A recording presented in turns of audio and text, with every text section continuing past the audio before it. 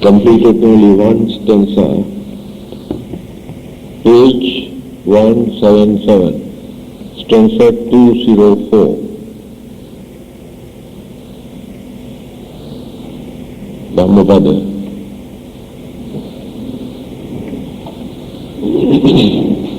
Well, the speaker is not working.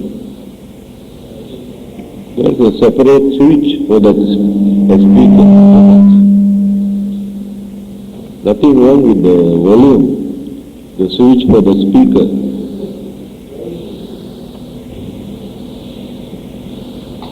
Okay. Arogya Paramalabha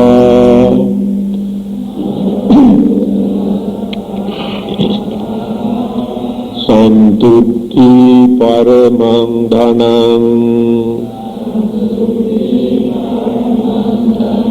Vissasa Paramanyati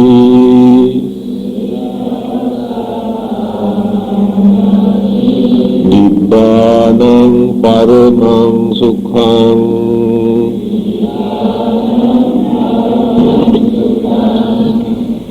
Arogya Paramalabha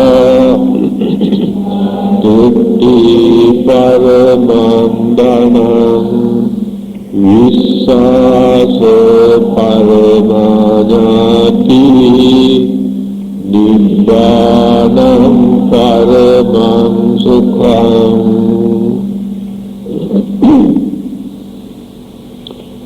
This is a very simple sayings of the Buddha. But there are many things for us to learn. The meaning, health is the highest gain. Contentment is the greatest wealth. The trustee are the best kinsmen. Nibbana is the highest bliss. 4 lines.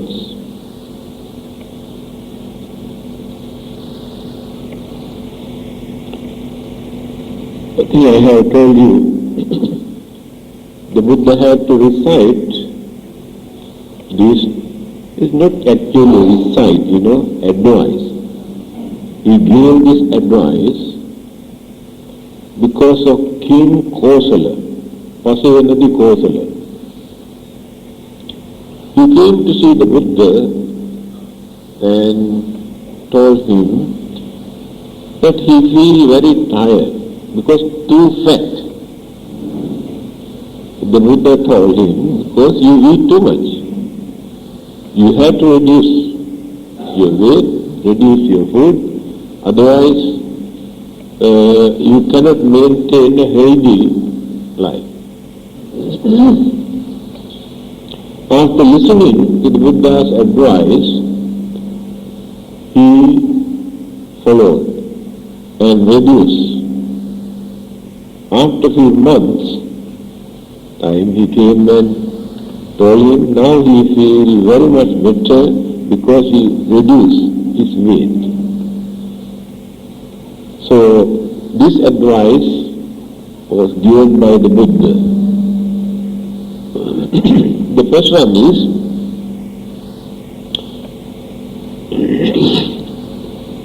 health is the highest gain. We gain so many things, but in the end, we experience some sort of unsatisfactoriness, disappointment, frustration, get fed up. We get money and property and so many things. Later, what we gained becomes the cause of our unhappiness, unsatisfactoriness, and frustration. Many things that we gain, we get fed up. But these things, the health, We never get unhappiness, unsatisfactoriness, disappointment when we come to know we are healthy. That is why the Buddha says, Arogya means health, good health. Parama means highest, Paramang or Parama. Paramount, the word paramount also derived from this Pali Sanskrit word, Parama, highest. Labha means gain. 8 worldly conditions the Buddha has explained. The first thing is labha, gain. Labho, alabho, gain and loss.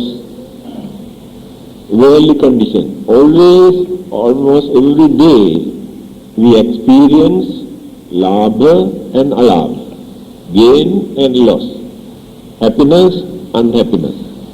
Every day. This is the nature of our life. So we have to train our mind to face them. Then we can avoid unnecessary disturbances and worries. Then, why the Buddha said health is the highest gain?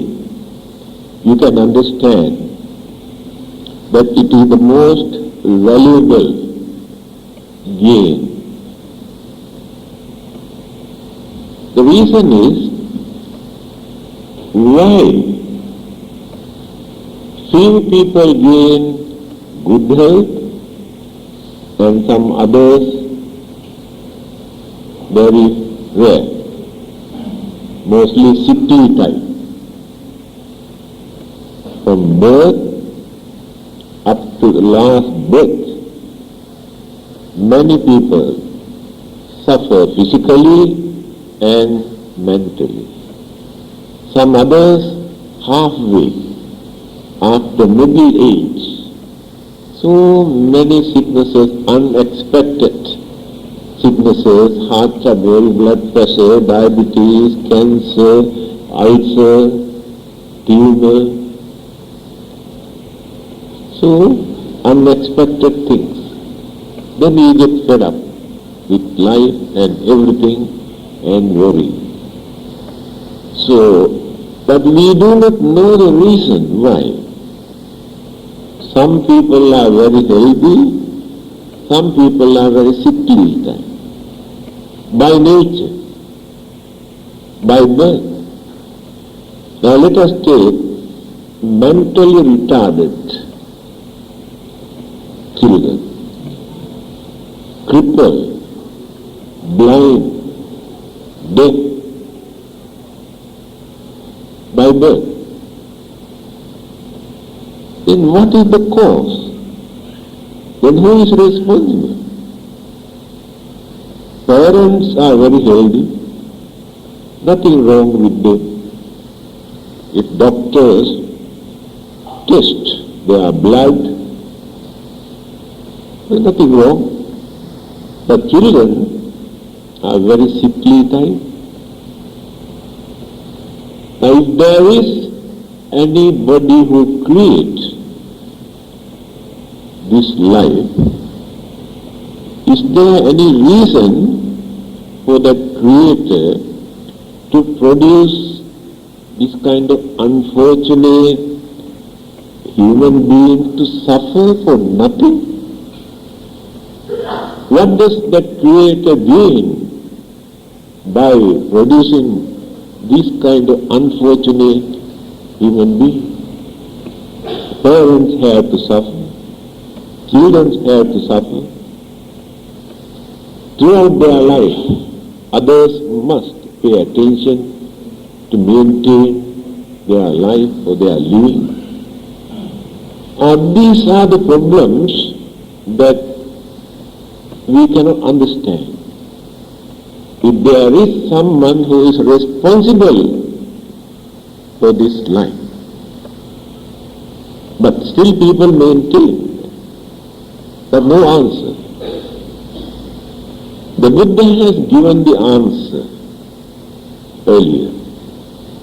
He said,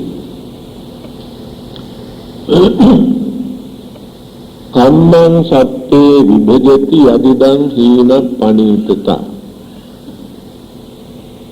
Our own karma is responsible for all our discrimination, differences, pleasant, unpleasant, healthy or unhealthy, pretty or ugly, strong or weak, rich or poor. Nobody else is responsible for that. Then we can understand why some people really enjoy their life while others are leading a miserable life. Their own karma. Even the parents are not responsible for that. The parents just produce. Produce means bring them to this world. But they have their own life. And they are responsible for their life. But parents also have to suffer because of them. And the answer given by the Buddha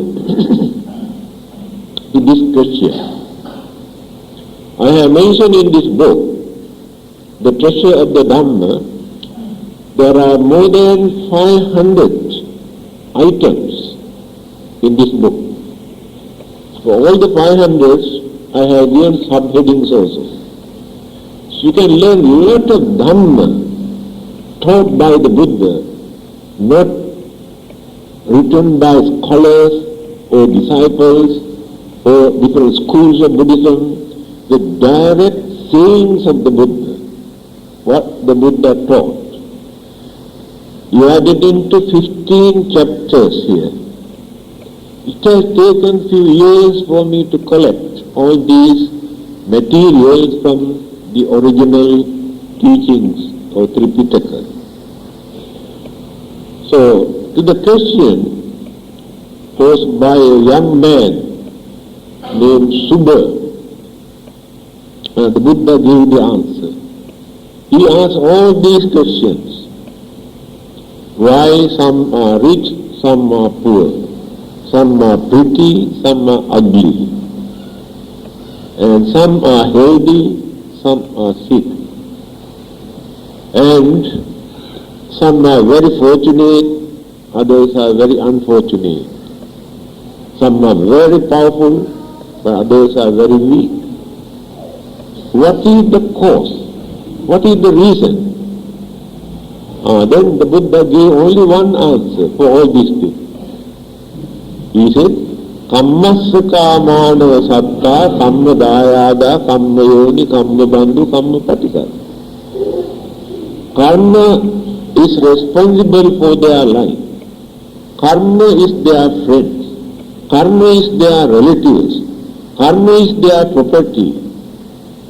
So they were molded, conditioned, created by their own karma in this way, and nobody else responsible for that.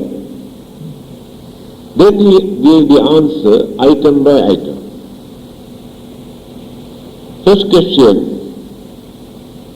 here, page 122, Treasure of the Dhamma, 1.5 pages. Direct answer to this question. Some are sick, infirm, and disease-ridden. Others are strong, robust, and healthy. Why? The question. The answer given by the Buddha. In previous birth, not only one particular birth, one of their previous births,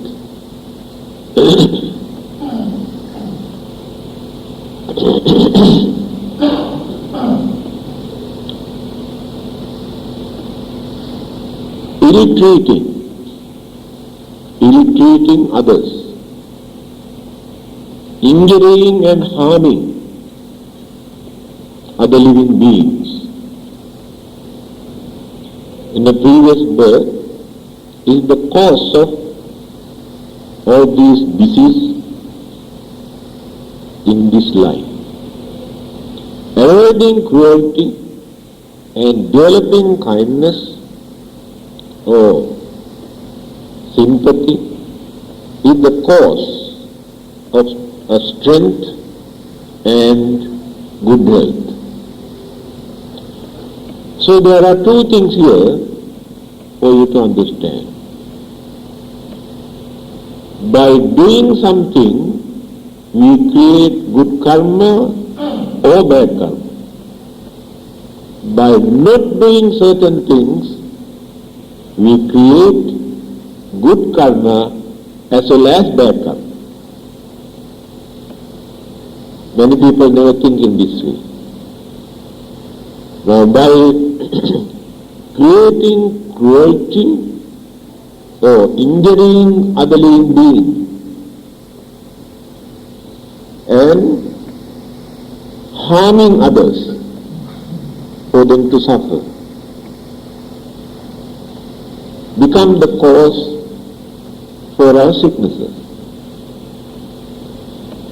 And when we suffer, we do not know why we have to suffer like this. But we cannot understand what we have done during one of our previous births. The Buddha was not free from sicknesses. I think you have heard on many occasions. He had to suffer from 12 kinds of sicknesses. Then explained to his disciples why he is suffering from these sicknesses. During one of his previous births and what he has done as an ordinary man, those hidden karma which had not affected him earlier came forward to affect him. His headache, his backache, severe stomach problem he had. In the end he died because of their stomach problems. But earlier he explained to his disciples, if Buddha is not free from this kind of bad karma, who has purified, developed, cultivated, trained his knowledge, gained his wisdom, enlightenment, but the physical body is not enlightened. Physical body is not pure and holy. The Buddha's physical body and my physical body and your physical body are the same. No difference whatsoever. But the Buddha is not in the physical body. It is enlightenment, supreme wisdom. So the holiness, sacredness, purity, wisdom, enlightenment are not in the body, in the mind. So, although we are very rich in our knowledge, in our purity, but the physical body does not do anything. I remember the Pope who died many years ago, supposed to be the living God on this earth, representative of God to Catholics. He died because of brain cancer. Such a holy man, head of the millions of Catholics in this world. And the Buddha died. He had dysentery, purging blood. Such holy people, great people, have to face this kind of sicknesses. So there is no reason for us to get fed up when we suffer from certain sicknesses. Why we have to suffer? We have not done any harm to anybody. We have done a lot of dana and meritorious deeds, and we narrow-mindedness create this idea. That is why it is necessary for us to learn. So just now I mentioned, by doing certain things we do bad karma as well as good karma. By not doing certain bad things we create good karma. Here the Buddha says, avoiding, keep away from cruelty, developing kindness. Reduce cruelty, anger, jealousy, grudge and ill will and enmity, all the evil forces. Then cultivate, develop kindness, compassion, honesty, sincerity, sympathy, understanding, unity, harmony, all the good qualities. You create lot of good karma. You never regard them as good karma. But these karmas are higher than ordinary good karma. I have explained to you. Now when you give dana, you gain or you accrue some merits. So by the virtues of this merit, you can experience some worldly comfortable life. Yes, there is no difficulty. But after that there is nothing to remain. Finish. Again you have to collect some merit, otherwise you go bankrupt. But when you create good karma, by reducing your anger, reducing your cruelty, reducing your jealousy, then cultivate kindness, compassion, patience. These karmas, these thoughts become your mental habits.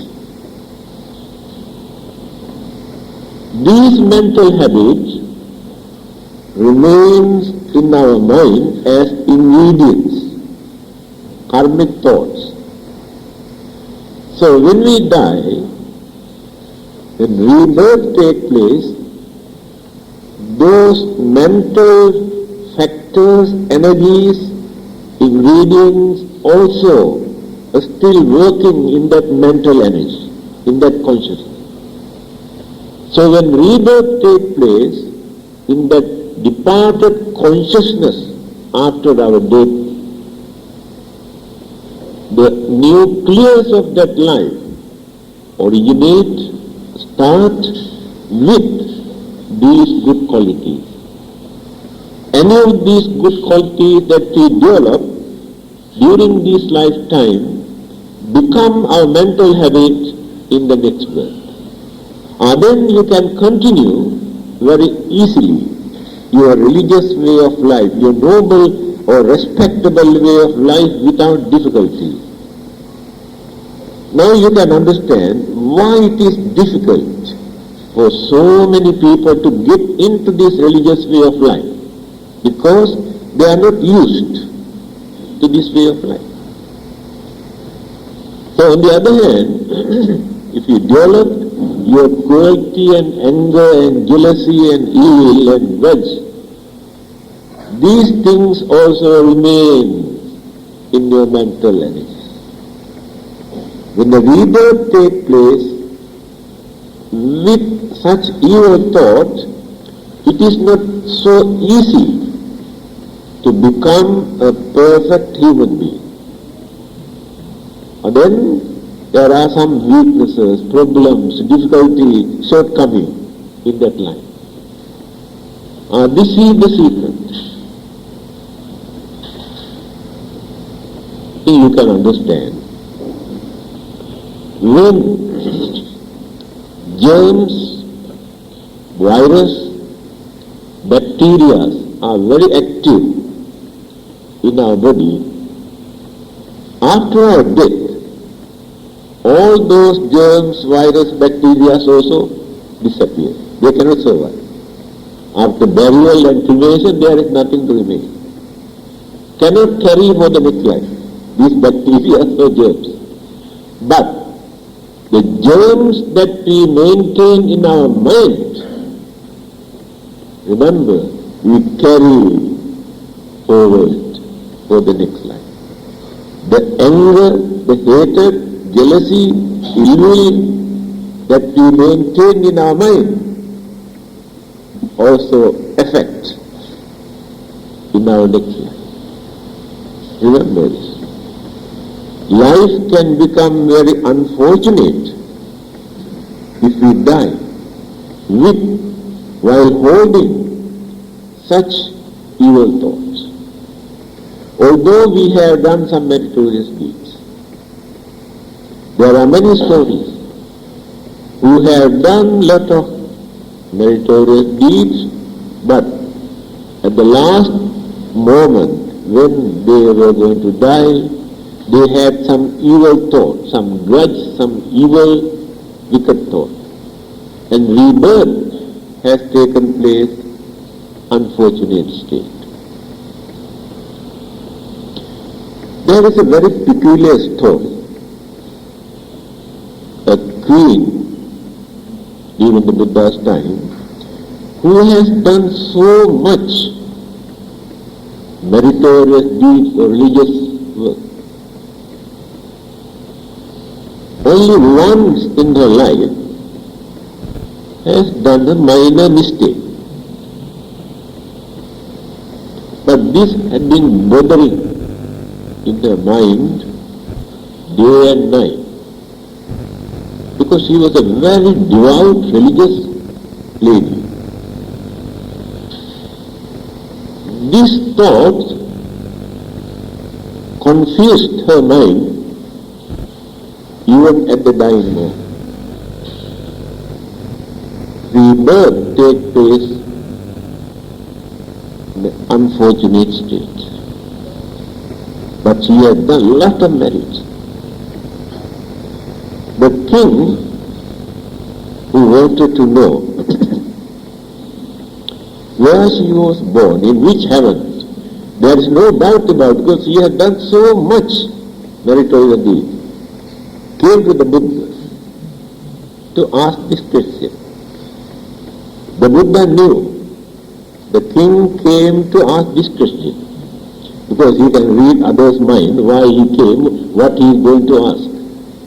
King was not a very intelligent man, although he was a ruler.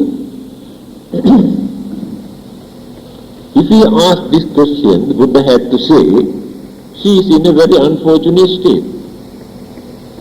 And this ruler can get fed up with this religion, go to hell with your religion. My wife has done so much meritorious deeds, and you say she is in unfortunate, go to hell with your religion. He can destroy Buddhism in that country. Rulers are like that. By knowing this, what did the Buddha say? He willed for him to forget to ask this question. Went on talking, when he went back to the palace, I forgot to ask this question. 7 days continuously he came to see the Buddha. Every day Buddha also did the same thing. 8th day he came. That day the Buddha did not create that will not to ask this question. Allow him to ask. He said, I came 7 days, asked these questions, I forgot, and today I remember, could you please tell me where she is? Then the Buddha said, she is in heaven. Because only 7 days she suffered there. Because very minor mistake. Then all the good karmas come forward, rebirth, existence in heaven taken place on that day. So the straight away Buddha says, she is in heaven. Finished. This is the technique, because we must talk to the person by knowing his understanding capacity and mentality, otherwise can create lot of problems. This is the nature of karma. We must try our best to forget all the bad deeds that we have done. don't recall them, because that can create lot of confusion and worries in our mind. Do more and more and more and good karmas, that's all, to overcome. Even then, if one of these bad deeds that we have committed come to our mind, appeared in our mind at the last moment when we are going to die, according to the degrees of that karma, rebirth can take place in certain unfortunate state for a certain period, and again come back. Even Devadatta, number one enemy of the Buddha, who tried to kill the Buddha 3 occasions, he could not kill him. He has created a lot of mischievous things. So after his death, the Buddha says he is suffering in hell. But according to Buddhism, I think all of you know, there is no eternal hell or eternal heaven. There's a limited period according to the degrees of good karma or bad karma. This is what Buddhism and Hinduism also support this. Then he said, one day you get the chance, when you get the chance to come out from that unfortunate state, he will become a Pacheka Buddha, Devadatta. Such a cruel, wicked person who had done so much bad things. But earlier, he had developed,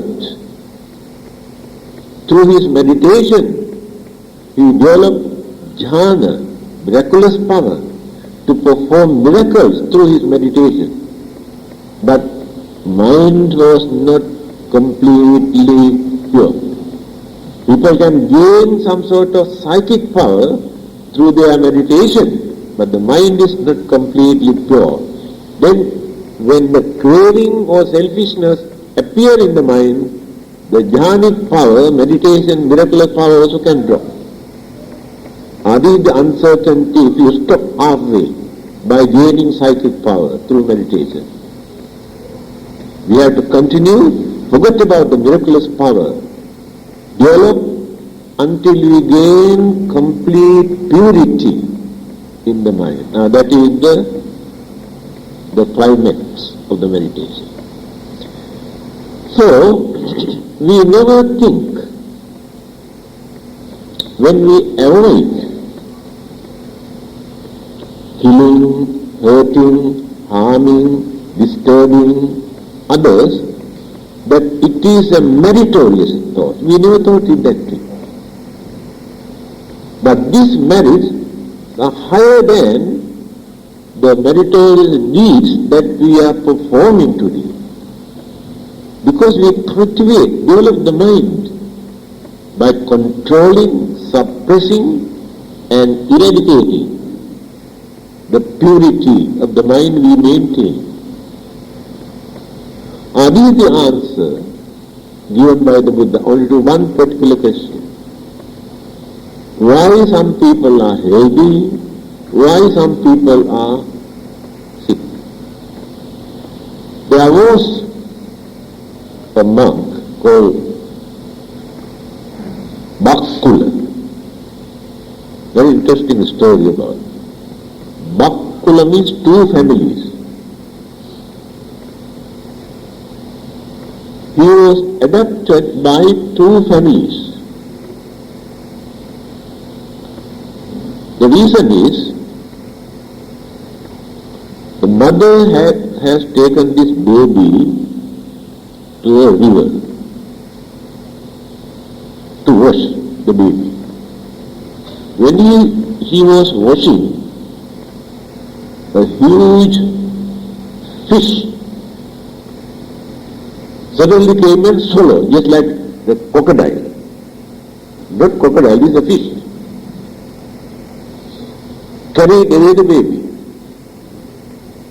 The mother could not do anything. Solo. Another man was fishing nearby. This fish straight away fit inside the net of that man, accidentally. He pulled the net, and so huge fish, and he saw something swelling inside the stomach. Then immediately he cut. He saw a baby, not died yet. Immediately he took out the baby and take home. He took. When that family came to know this child was taken away by the fishermen, they went to this house and claimed the baby. They say, no, we collected this baby from the river, we don't give this baby to anybody else. Now it's become a court case. Went to the court. After listening, those days no judges, only king settled everything.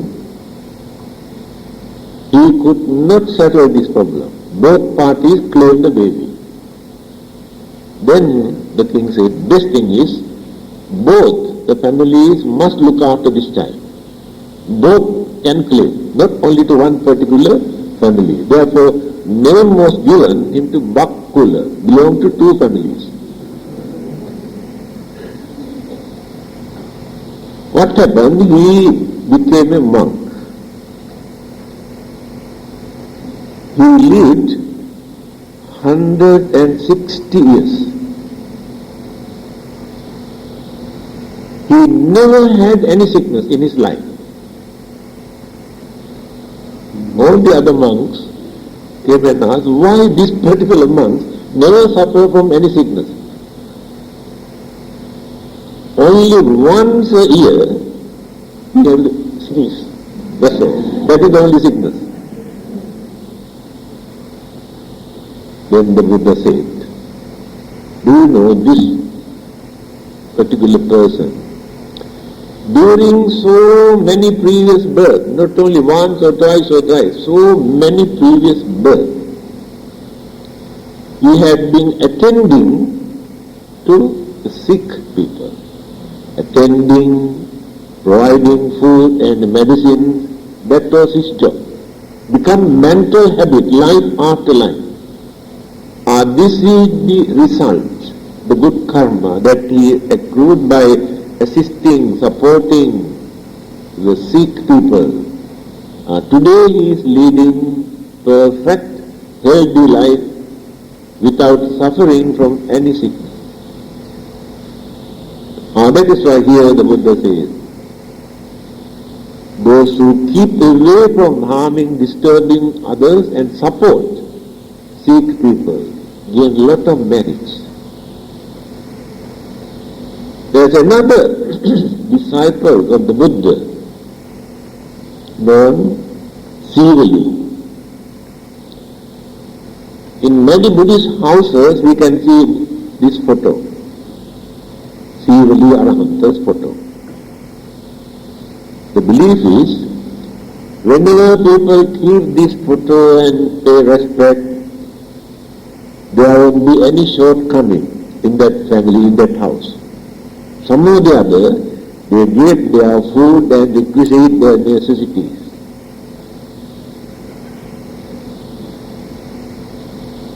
When the Buddha wanted to go somewhere, certain places, that when he is not sure whether he can get enough food, what he does, he invites Venerable Sivali also to join with him. When he joined with him, wherever he goes, very easily he gets food, no problem. Then he explained to other disciples, do you know the reason? The other disciples are not that fortunate, because during so many previous births, life after life, he had been practicing charity and donations and dana and offerings and practiced this generosity. this is the last birth, is an arahant. He is experiencing the result, still following it. So we do not know the nature of karma. This is a very difficult thing. I don't know whether you can remember, I have told you that there are 4 things in this world that not so easy for us to understand. What are those 4 things? First thing is the nature of the Buddha's enlightenment. We cannot understand. We think he is very wise, very holy, very pure, very intelligent person, that's all. But we do not know what is enlightenment. It's an entirely different thing. But all the other religious teachers who appeared in this world, they have wonderful power and knowledge and understanding. But we cannot regard them as enlightened religious teachers. Entirely different. Second one, the difficulty of understanding of loka, the world system. Why? The formations of this world, these planets and galaxies and earth and all sort of things in very funny, no one can understand. And look at this country, Malaysia. Wherever you go, you can see hills and hills and hills everywhere, rains. But when you visit certain countries, flat, no hills, nothing. Then who is going to answer? Answer is God created like this so. There is no any other answer. It is up to Him. Because after there is nothing to think. God created like it is up to Him. But there are many who can satisfy with this answer. Again, the living beings, very funny shape. Some can fly, some have no legs, some have only 2 legs, some have 4, some have so many legs. Why? They are like this. Different colors, beautiful designs. Look at the designs of python.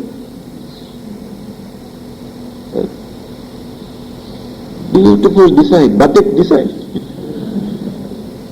Now how that color appear? Oh, God created, that's all. Easy, very easy. God created like this. And birds, peacock, beautiful colors, flowers, fragrance. There are reasons. When we cannot understand the reason, we say God created. Finish. So the Buddha says it is very difficult for us to understand why these world systems and living beings exist in this way.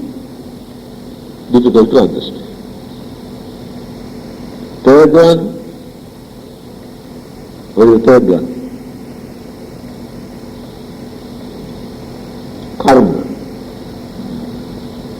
We cannot understand the nature of the karma. How this karma functions.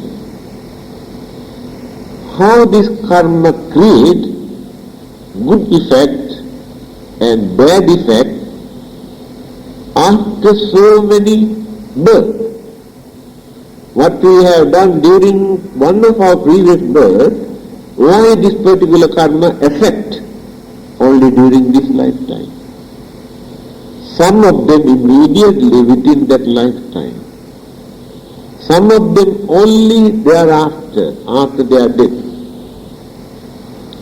Some others at any time as long as they exist in this world. Karma also follows like shadow. When the chances arise, affect or create good result, good effect. this is the nature. Karma never disappears. Follow us up to the gate of Nibbana. When the Buddha, Sariputta, Moggallana was murdered, the chief disciple of the Buddha. One of the priests, a bad karma he had committed long ago. He was murdered by gangsters. Then the Buddha explained, do you know why? My chief disciple had to die early.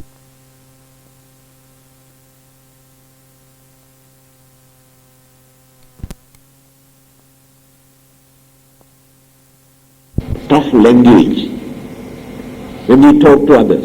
He is an arahant. Then people come and complain to the Buddha. You say he is an arahant. But when he talks to others, he cannot talk politely. Very rude. Why it is like that? Then the Buddha said, do you know, this person was born as Brahmin. Brahmins mean very high caste, very proud people. They are the masters, teachers, and who control everything. So they think they are higher.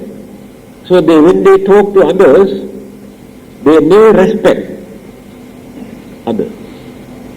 So this is his mental habit. It is not purposely he wants to insult others. He used this language as his habit. Then people understand. So we have our own habits. Very difficult for us to change. We must have very strong conviction, determination, understanding to change, to overcome our weaknesses. Certain bad habits by nature. We know they are wrong.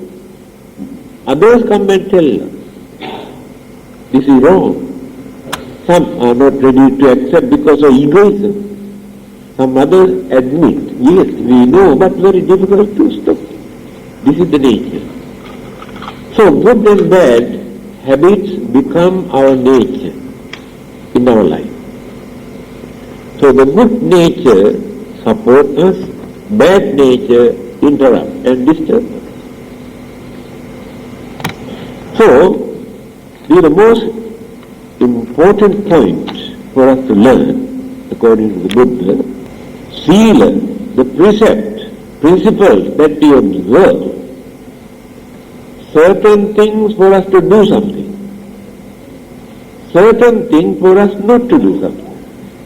But both become Sila. Sila means train, discipline. We develop our discipline by doing certain things and by not doing certain things. The Buddhism used this Charitra Sila, Varitra Sila. Charitra means to do as our duty and responsibility. Varitra means avoid, keep away, by knowing they are harmful, dangerous. Both are Sila.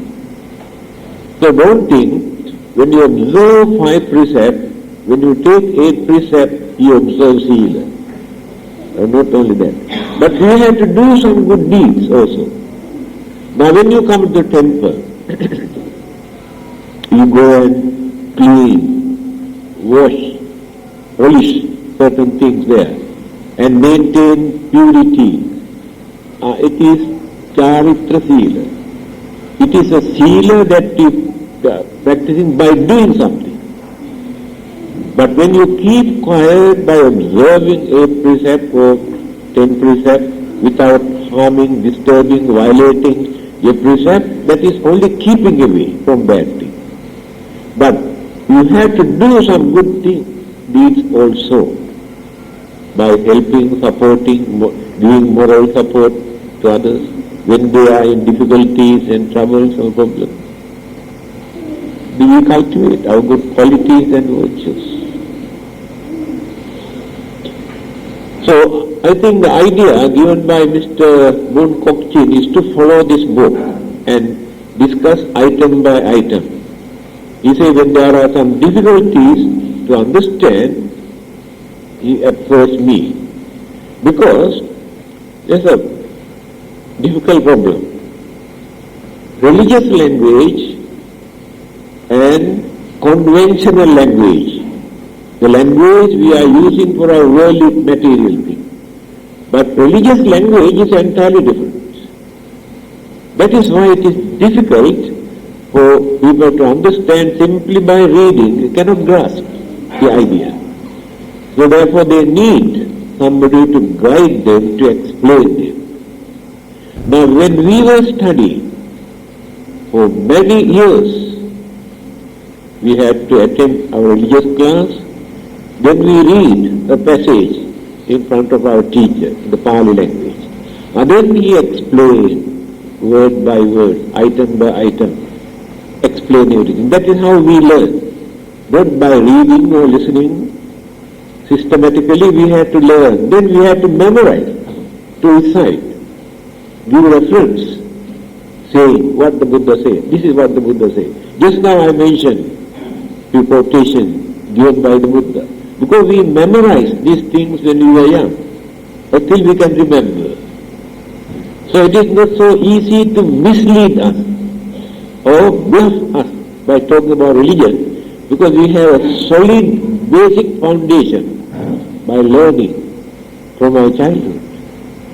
So his idea is to discuss these direct sayings of the Buddha to gain better knowledge and understanding. Because we have very, very shallow understanding about the Dhamma. When other religions come and try to criticize or accuse or condemn, but you do not know how to defend, you listen to them.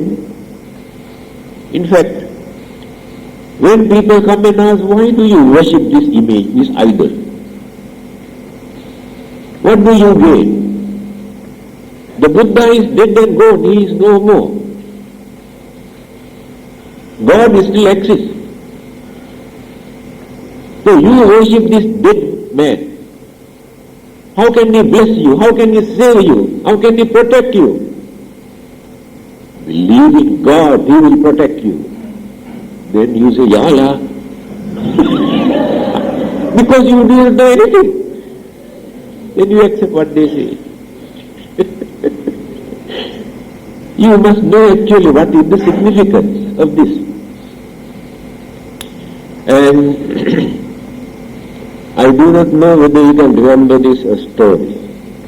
Some of you might have heard. I have written this in one of my booklets also.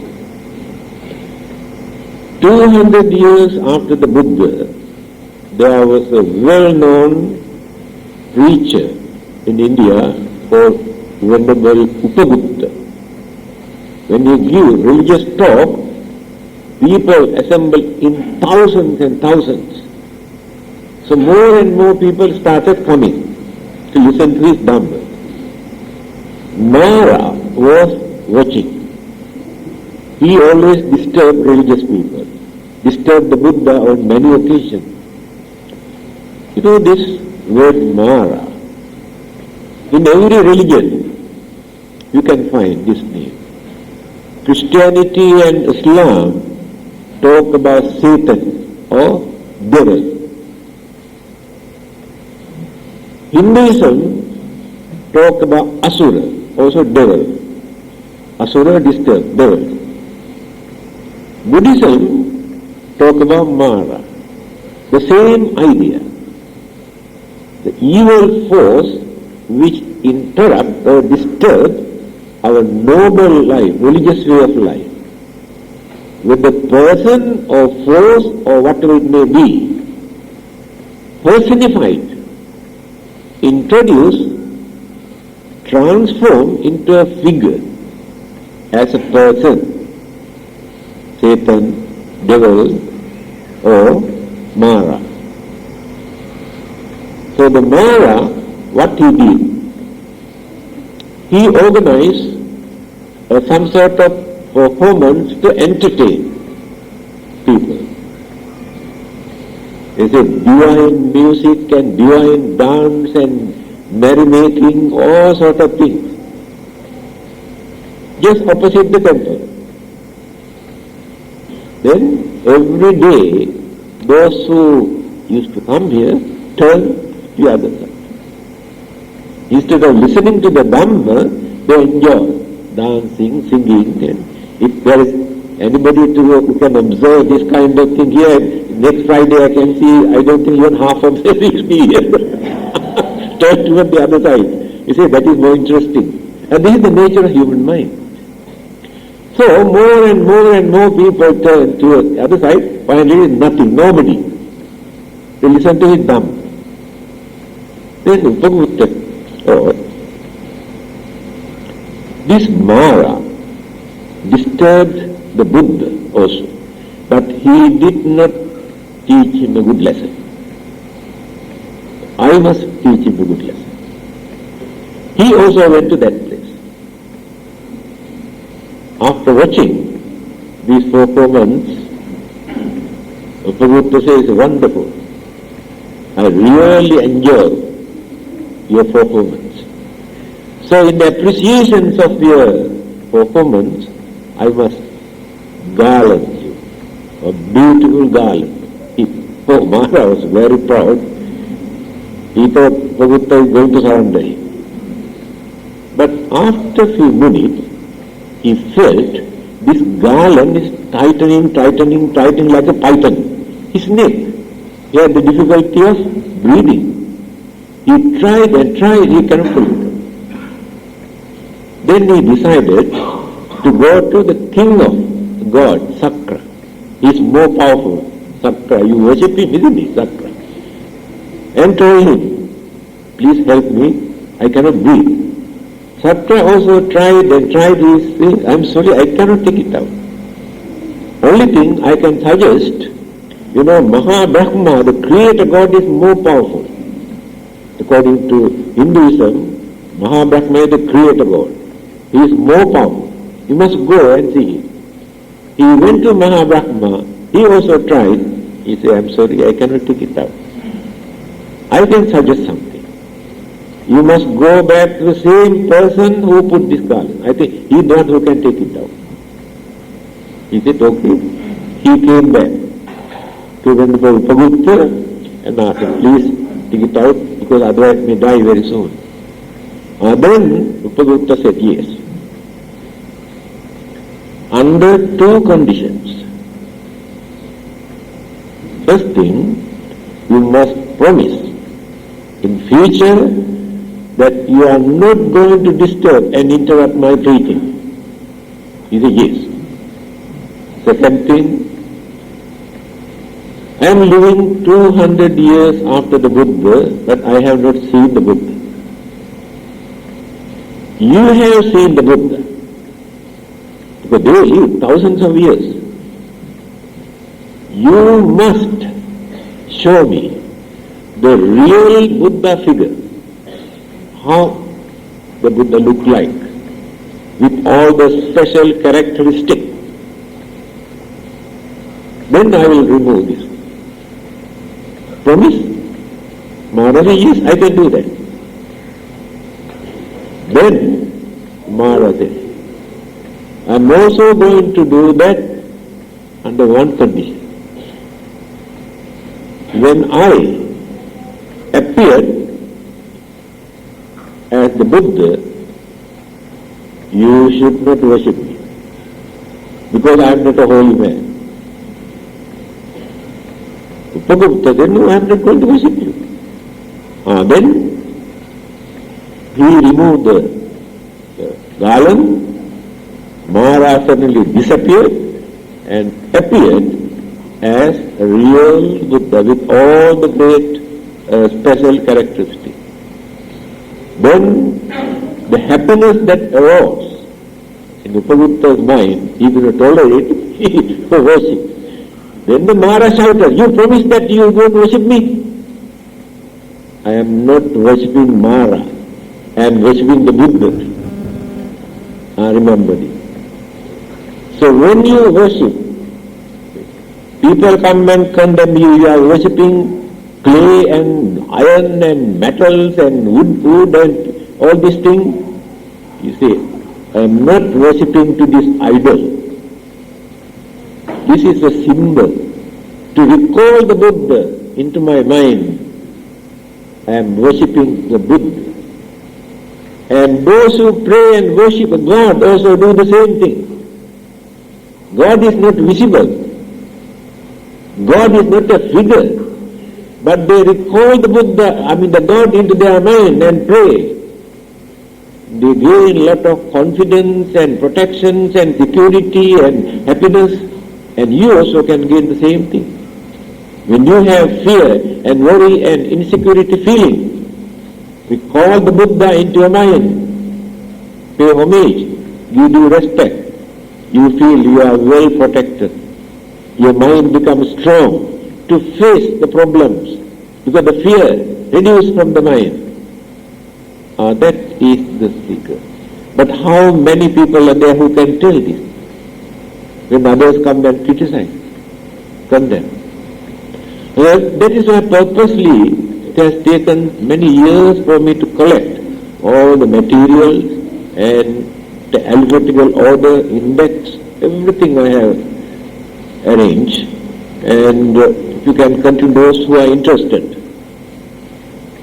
can continue. Then you've got wonderful knowledge, very unshakable knowledge you gain to gain more confidence and understanding.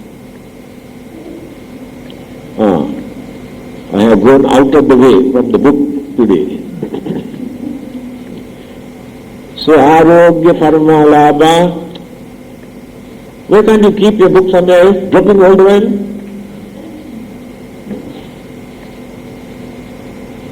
So, you understand the meaning. Health is the highest wealth, you know why it is. Then the second line is Santutti Paramandana, that is more important. Santutti, satisfaction or contentment. Santutti. Paramandana, highest wealth. Dhana means wealth. It is true. There are so many rich people, multi-millionaires in this world. They are rich, but not wealthy. They are not wealthy people. They are very miserable people, actually speaking. Because of their property and wealth, their life in danger. Insecurity feeling day and night. Fear and worry every day in the mind. So many enemies. So many people are jealous. People are planning to kidnap. Then they have got time for that person to enjoy life. Property is there. Money is in the bank. Jewelries are there. But do they enjoy their life? Not only that. After their death, if they die with that craving toward the property, remember this. This is not a joke. Rebirth cannot take place in a fortunate state because of the craving toward the property. There are many stories. The property that he collected by working day and night like slave, in the end, become his enemy if he develops strong craving and attachment toward the property. Living example here, I have repeated this on many occasions, but always there are. What is wrong with you? I asked you to keep the book somewhere else, dropping again now, here and there. Bring him, keep on this table. Keep here. Sit down there. Okay? few years ago, a doctor, he was not a Buddhist, came to see me and told him, it is very difficult to stay in that house. All night time, lot of disturbances, begging and running here and there, no one can sleep peacefully, always in fear. We had done so many things according to our respective religion, no religion. But some people told me, why not you try, a Buddhist monk also, to do some religious service. Then I told him that I cannot guarantee, but I can go there and do some service, no harm, because I don't claim anything from you. So I went there and did some chanting of Pratama Sutra, that is very powerful sutra, and sprinkled the water inside the house, came back. Next day morning, they came, they were very fierce. They stayed away, they asked, what did you do last night there? They said, why? Do you know what happened last night? Inside our house was very quiet, no disturbances at all. But outside, neighbors also complained. What happened in your house last night?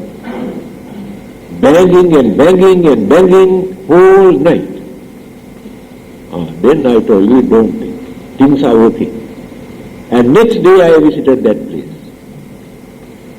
What I did, I carried some sands or stones and recited so many times and asked them to bury the four corners of the land, these things.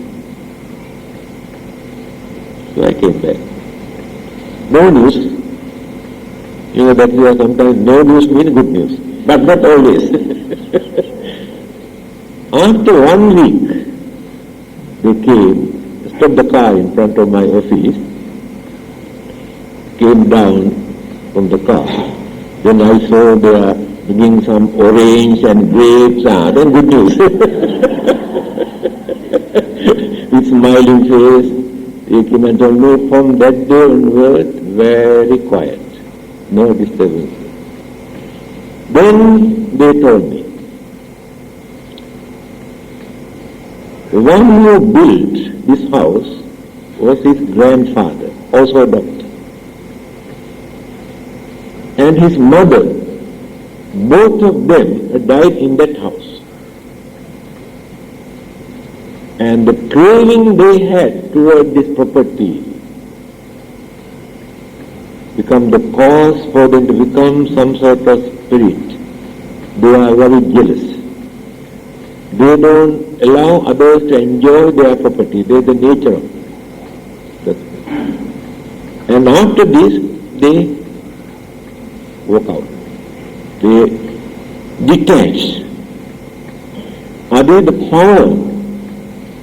The words came out from the Buddha's mouth to protect those who are in trouble through the influence of evil spirits and devils. So, before our death, we must have some sort of contentment and freedom in our mind, not to cling or not to attach, develop our attachment toward the property or this or that. Must die with free mind. Remember all the good deeds, meritorious deeds that you have done. Don't think about the property. Otherwise you get into trouble. That is why many people renounce, according to their tradition, the whole life is divided into 4 periods. I repeated this on many occasions. The life divided into 4 periods. Then very smoothly you can maintain this life without facing unsatisfactoriness and unhappiness and disturbance. When we are young, we have to devote our time all for studies. Should not interfere with any other activity. At this age, we must concentrate only on the study because it's very easy to maintain memory. Now we cannot gain memory. Go.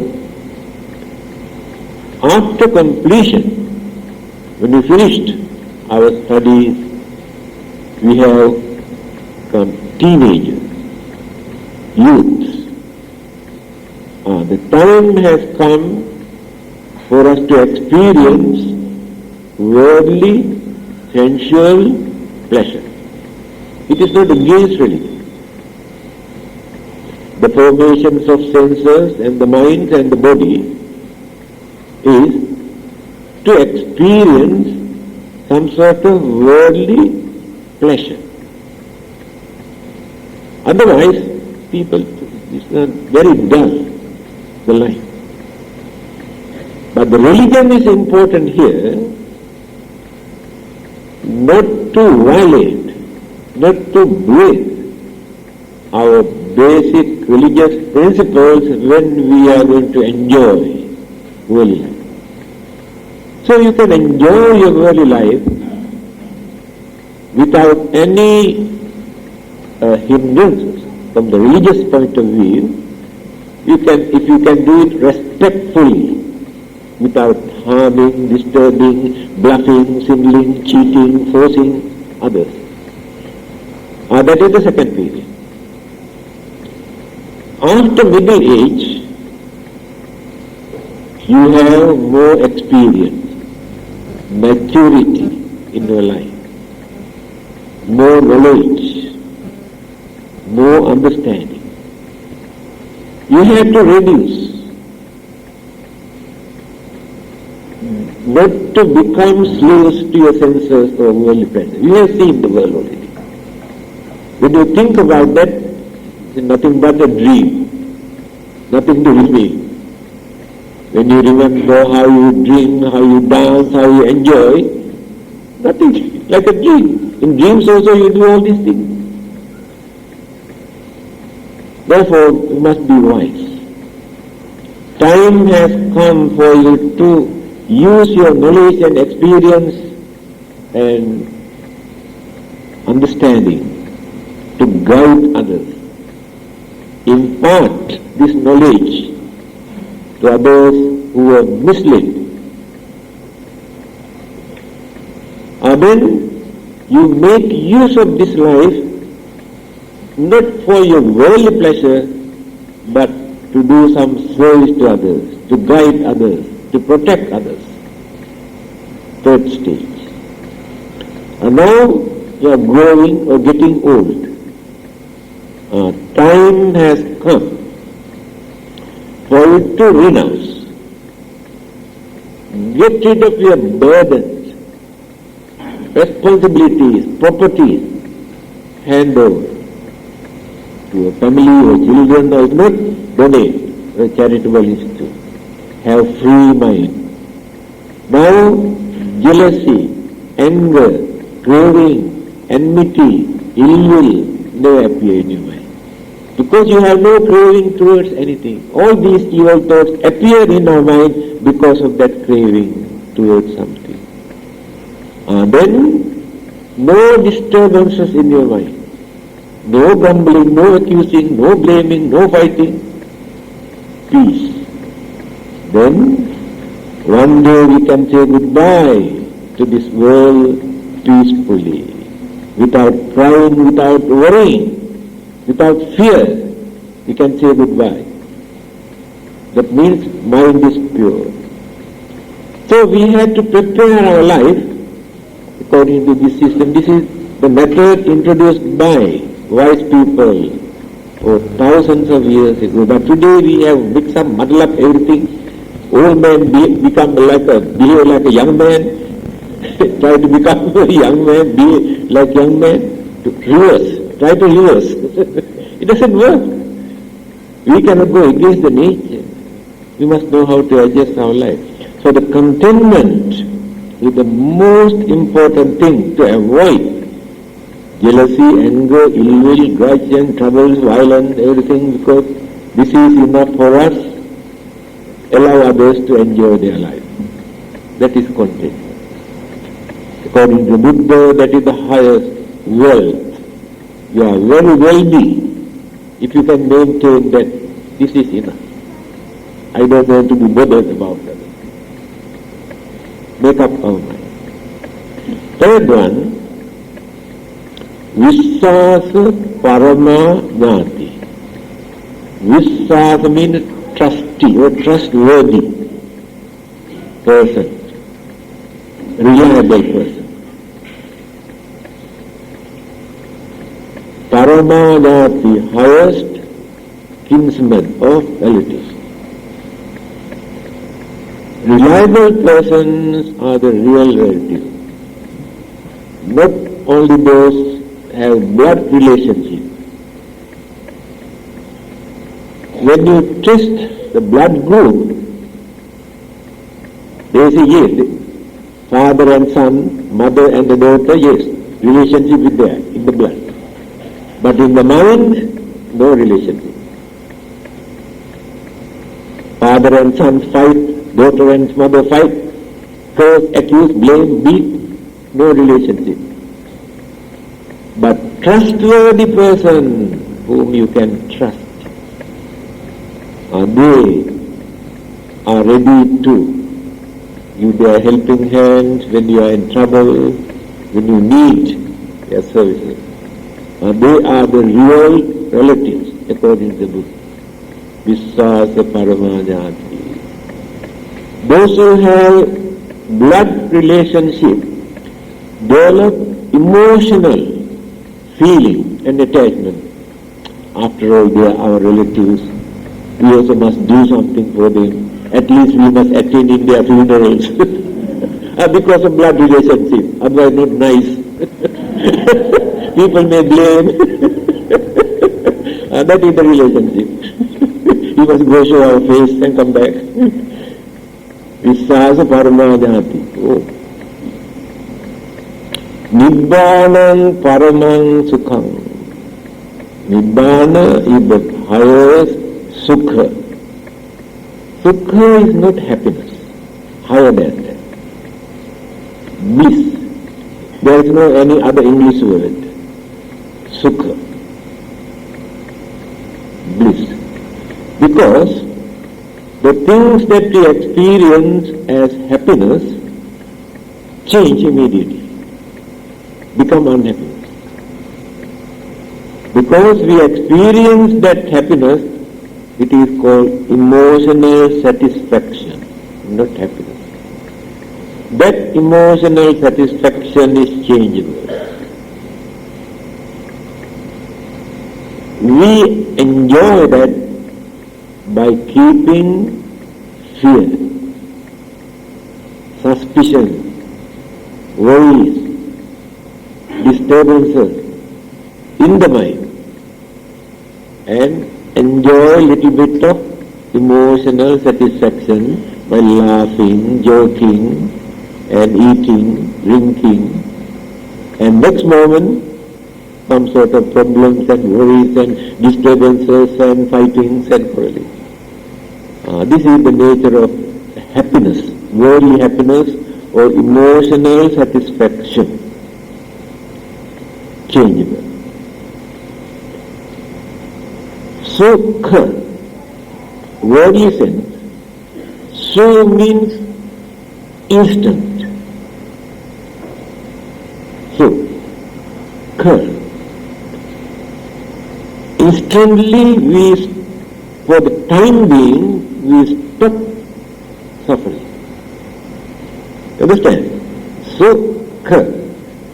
For the time being, we stop suffering. Then we take this as happiness. When there is nothing to bother and disturb and create pain and suffering, when we are free from all these things, that is Sukha. It is changeable next moment. But Nibbanam Paramam Sukha, Nibbanic bliss is not like that. Cannot create emotional, worldly satisfaction. That is the end, completely ended. Physical, mental, internal, external, any kind of unsatisfactoriness or unhappiness or disturbance. That is called Nibbana. That Sukha, that bliss is the highest amongst all the other happiness that we experience, because others are changeable. From every minute they are changeable. But when once we gain Nibbanic bliss throughout our life, as long as we exist, the bliss that we maintain in our mind forever, as long as we live. And after our death, no more sufferings, no more old age, no more death, no more pain. That is called Nibbana. So we are working for that, not for worldly gain, not for worldly pleasure. They are changeable from moment to moment. This is the nature. So here this simple saying of the Buddha gives a lot of ideas how to face our problem, how to adjust our life, and what to do and what not to do. 9:30. Okay. Next Friday I will bring one autumn and keep here for you.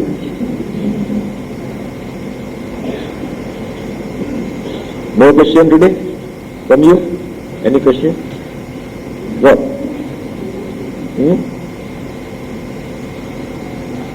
You can ask why these books dropped from my hand.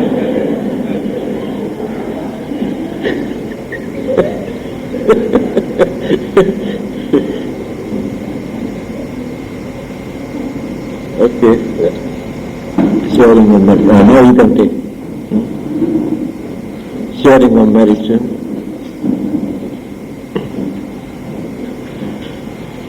Imina punya kammena upajjaya gunottara acari upakarate mata pita piyanamam Suryo Candi Maharaja Gunawanta Narabica Brahma Maharaja Indaca Lokapalaca Devata Yamo Vitta Manusaca Majjata Verika Pice Sabbe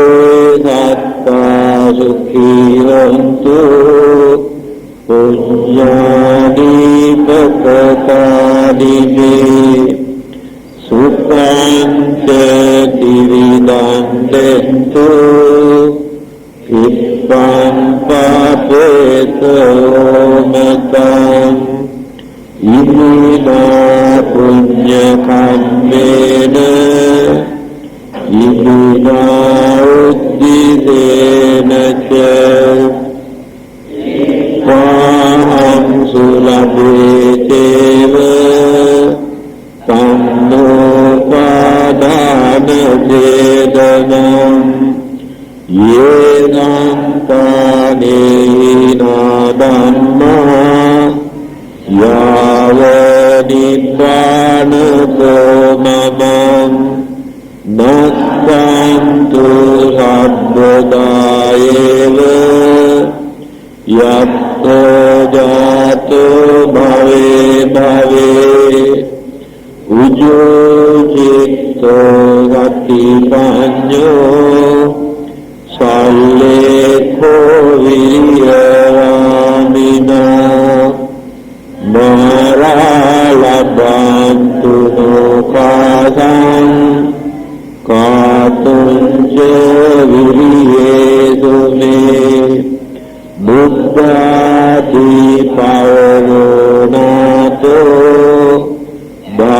Bhagavato